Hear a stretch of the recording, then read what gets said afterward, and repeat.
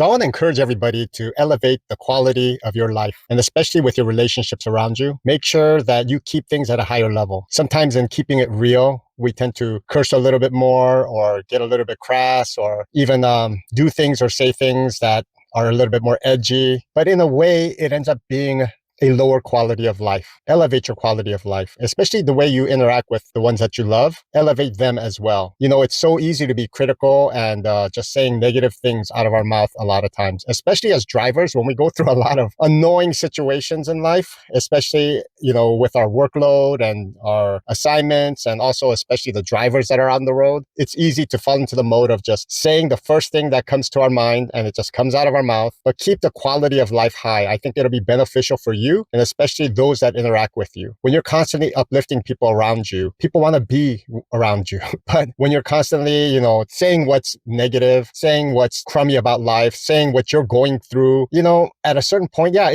you are keeping it real, and you do need to kind of release that pressure valve once in a while. But trust me, it'll go a long way if you're more positive in life and if you're uplifting in life, especially with those that you care about around you. Lift them up, encourage them, you know, say positive things. And even though we're going through a lot as drivers, I want to encourage everybody to keep it at a higher level. Try to have a bigger capacity and don't let everything that's wigging you out, don't let it all just burst out of your mouth. Don't vomit out all of this "my life sucks" type of attitude all the time, because it could really have an impact on people around us. So the week started off kind of rough with a lot of delays and my loads not being ready. And it just seemed like a repeat of the last 5 weeks or so. And I was getting really frustrated. So I asked my team lead for a trip to Salt Lake City, Utah, and they were able to send me there. But the crazy thing was that after I got the assignment to go to Utah, I went ahead and checked the weather report. There was snow in the forecast. So as you can see, the drive started off great. Incredible scenes, beautiful scenes.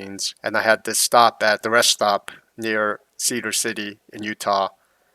And you could see the views here are pretty amazing. When you get this trip going up to Salt Lake, you get some really incredible scenes, especially when you are in between storms. And then I started driving, and as I got more and more north, you could see the clouds started getting thicker and thicker, darker and darker. And then I went ahead and got to south of Provo before you enter into Salt Lake City, and it started to come down. Initially, it came down as kind of mildly, but over time, it started getting thicker and thicker, and it was like sleet, but the temperature wasn't cold enough to keep it frozen. But when it hit the windshield, you would get the ice accumulated on the windshield. But as the flurries were coming down, you could still see that it was snow. So snow's coming down, it hits the windshield, turns into ice, and starts to build up like this. And then as I got closer and closer to Salt Lake, it just started getting heavier and heavier. And it was really challenging. I think the speeds went down to about 40 miles an hour, and everybody was driving cautiously, which is good. And yeah, it was challenging for a while. But then once I got into Salt Lake, it died down and it wasn't too bad. And then the next day, of course, heading back down south to California again. It was beautiful. You could see that the clouds are scattered, and then it starts to open up here a lot. Beautiful scenes. And then coming into Vegas was pretty much 70 degrees and clear skies with some patchy clouds in the distance. So the rest of the weekend was great, and made it home in time to go to my LAFC soccer match. So a lot of times in life, we are faced with questions about life in general, things, politics, faith, relationships, just things that are important. But to be honest with you, a lot of times we haven't actually prepared properly in these areas, because most of us live life very busy. We think we've solved or have solutions to a lot of things going on around the world, in our family or with our friends around us. And we give that quick answer that we've thought about. And things that we think about at one level, two levels, but we're not very deeply involved in some of that thinking as we should be. But we don't have the time to think about everything in life at those levels, at the 10th level, at the 15th level or whatever. We usually think it 2 levels in, 3 levels in. And that's about it. And, you know, imagine like you are coming to a stop, and on the left side in opposing traffic, somebody is in the middle lane trying to make a left turn. You notice that if you stop right behind the car in front of you, that person can't make a left turn. if we think ahead and stop with a car length space in front of us, that person can make the left turn. So a lot of times in life, we end up going, without thinking, going right behind the car in front of us. And then we realize too late, oh, shoot, that person wanted to make a left turn. And what do? We harden ourselves and we say, well, that person's just going to have to wait. I've already driven up. It doesn't make sense for you to try to back up because there's cars behind you already as well. But if you would have thought about it, you could have slowed down and stopped ahead of time so that person could make that left turn. And this is a lot like life. We're already there. And at that moment, it's not our best choice. And we haven't really prepped or thought things out ahead of time. We've already gotten to that spot. And our knee-jerk reaction or our quick answer is, okay, I'm sorry, I'm already here. You're just going to have to wait. Is there anything wrong with that? No, because it's not your responsibility, technically. But if you would have stopped ahead of time, that person could have made that left turn. And a lot of life is like this. We're already doing things at a very fast pace. And we realize that if we slow it down one notch sometimes, we can have a better solution. We can have the proper answer. And sometimes you're not going to have that opportunity, but we do have another chance and another chance and another chance to keep improving ourselves and the way we approach life. So I want to encourage you to keep fine-tuning, keep growing, keep being more aware of our surroundings, and not just everything is like set in stone and, this is what I believe, this is what I think, and that's it.